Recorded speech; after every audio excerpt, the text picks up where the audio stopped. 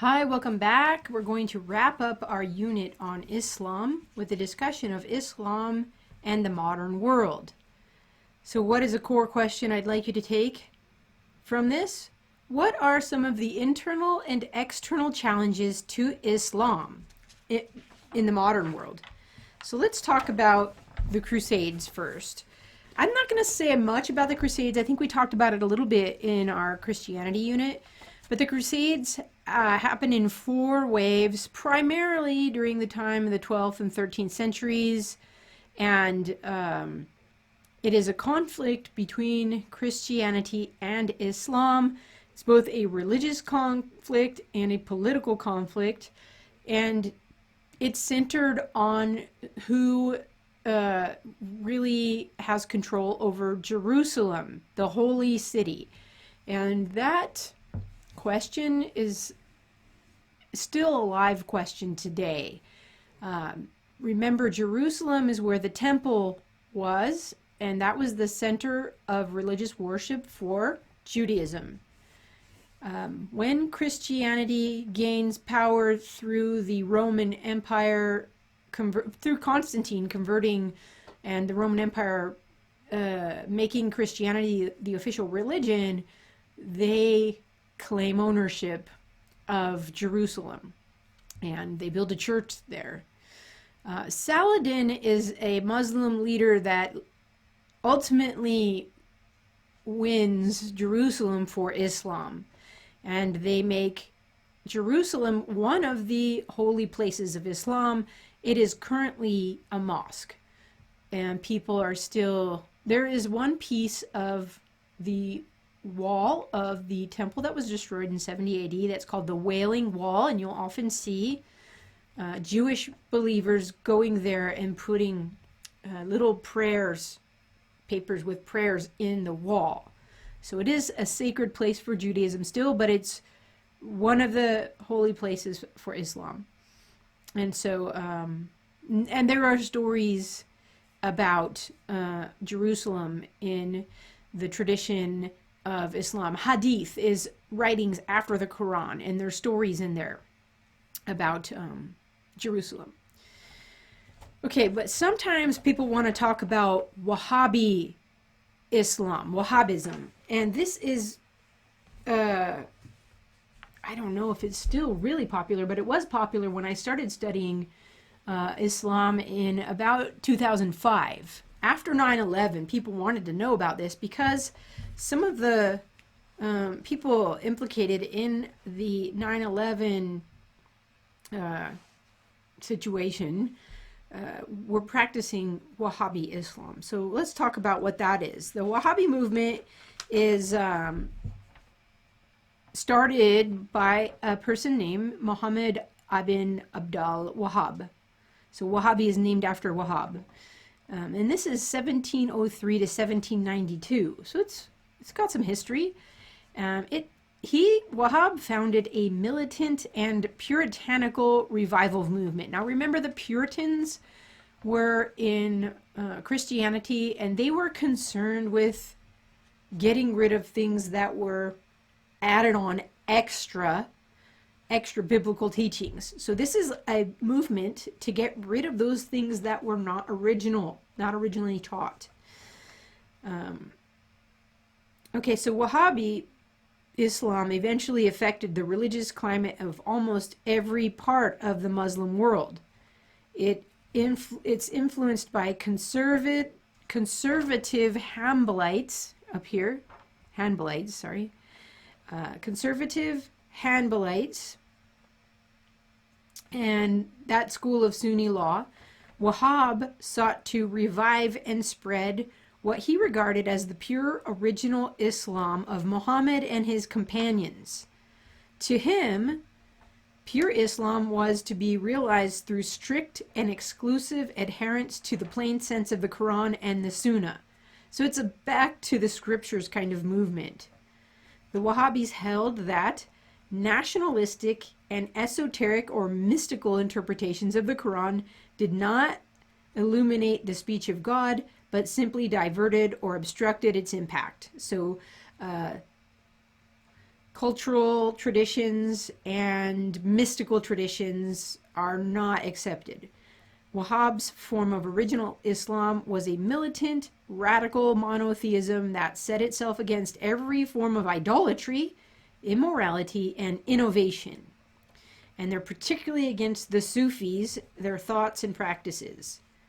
Wahhab won the House of Saudi, or Saud, over to his cause. So the Saudi Arabians today are practicing Wahhabi Islam. So today, Islamic Puritanism and the House of Saud continue to be coupled, and the modern state of Saudi Arabia is based on Wahhabi teachings. So that's why it's important and people are concerned about it.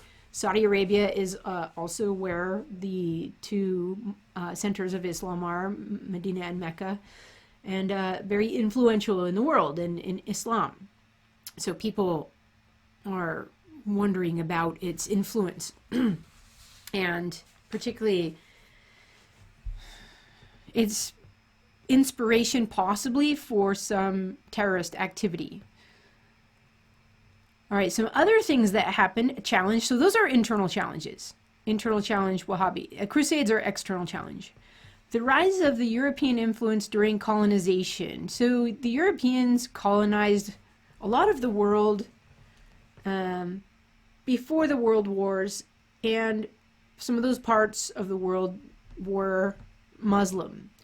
And so Islamic ideas and European Western ideas come in conflict. And one of those things that is going to be a question is, can we apply the same methods of criticizing the Bible to criticizing the Quran? And that's going to be what gives rise to some Islamic fundamentalism. But that's what the Europeans want to do. Hey, we can, find naturalistic sources in, who wrote the scriptures, a naturalistic interpretation of the authorship of the Bible. So they want to apply that also to the Quran, which leads to skepticism, right? All right, so this is going to be resisted. Nationalism after World War I. World War I and World War II really, maybe nationalism is not as popular after World War II because the nationalism led to National Socialism and war, the World War. But this is definitely going to be a challenge. Nationalism is a secular idea. The state is of utmost importance, rather than religion being of utmost importance. So what happens in the modern world is that people groups are organized according to their nation state rather than their religion. Unity is not found in religion, it's found in nationality and nationalism. That's new, and that's a challenge to Islam. Am I fundamentally Muslim, which is global and universal, or am I fundamentally Iranian or Saudi Arabian or Indonesian? So we'll see that continue in our day, I think, as a challenge that has not quite been addressed. Another challenge that comes up in this question about the state is democracy. And is Islam conducive to democracy? In one sense, I would say it kind of is, because of its origins in the Bedouin culture and how the tribes are run. Yes, there is an authority, but it does seem a little more democratic. But it also seems like there is this question of authority, and what's the basis of authority? Is it the people? Is it the religious ruler? So this is a challenge. How do we do secular law and religious law in the context of the state? That's a challenge, right? What if this is where we get questions about Sharia law. Can we, in a democracy, make certain areas ruled by the Quran, Sharia law? And what happens when some of the values in Sharia law clash with some of the values of liberal democracy? There's a challenge, right? Okay, secularization and democratization, that's what I was just talking about. Another thing that happens is immigration. Immigration in the past 5-10 years even, where there's areas like Syria where there's war and people are displaced, and they're moving around the globe and bringing their religion with them into secular places like Germany and France and England and the United States. These are formerly Christian nations that are primarily secular now, and that's an external challenge to both Islam and the secular people living in those areas. What do we do when there's mass migration of religious people moving into neighborhoods that are not religious? And then the last thing is Islamic fundamentalism. Now, fundamentalism is originally a movement within Christianity. It is going back to the basics. Now, fundamentalism in Islam might have roots in Wahhabism, but it's a back to the basics movement, and it's very strict in those basics. It's a kind of literalism, literal interpretation of the Quran, and a kind of strict way of living as well.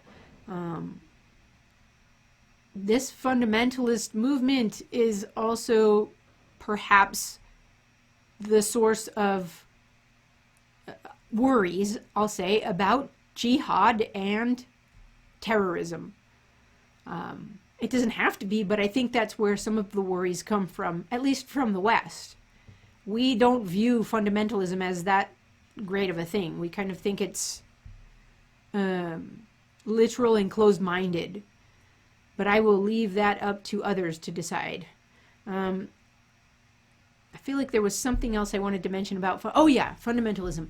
There are scholars today that are trying to bring about reforms within Islam because of these fundamentalist movements. And some people within Islam are saying that Islam needs to have something like a reformation. It needs to go through this process of reform and rethinking and spending a lot of time working on difficulties, divisions, and different movements.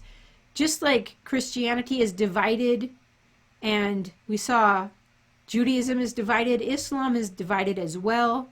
So not all Muslims agree with each other, and there are people within Islam that say we need to work this out, we need to have a big discussion and come to some kind of agreement and unity so that we don't continue to fight our own and fight those outside of Islam. I think that's a great idea. I think wherever there are divisions, there should be discussion, and internal and external challenges should cause all of us to think about differences and why they're there and what we can do when there are clashes, literal physical clashes in the world. So this could be a time in Islam to refocus and to address the internal and external challenges that remain. I'm going to pause here. What you should know from this handout. Remember, this is just an introduction. There's so much more we can say about Islam, and I would encourage you, if you're interested in this religion, to take a whole class on it when you go to the university. You could take a whole class on it at the community college as well. But I would say if any of these religions is interesting to you, you should study more, okay? You could spend your whole life focusing on one aspect of any of these religions. Islam is included. So we talked about the pre-Islamic Arabian culture. I wanted you to describe that to me. explain the life of Muhammad. What are the main teachings of the Quran? Those are here. You can explain those. I want you to know the 5 pillars of Islam. Tell me those. Explain them. I will not ask a question about the caliphate and the spread of Islam, but you should know that in general as part of your background knowledge and knowledge of history and culture. I do want to ask you, what are the main divisions in Islam? Explain each. And so you can tell me a little summary about Sunni Islam, Shiite Islam, and Sufis within Islam. And then I want you to tell me a little bit about the internal and external challenges to Islam. And the Crusades, I'll say, is an external challenge. Wahhabism is an internal challenge. European influence is an external challenge. Nationalism is external. Secularization is external. Islamic fundamentalism is an internal challenge and an external challenge because it's a challenge to all the others. So tell me about each of these, and there's more in your textbook to help you if you're needing to fill that out. This will conclude our unit on Islam, and I will see you in the next video where we wrap up the entire class. Thanks for joining me, and I'll see you soon.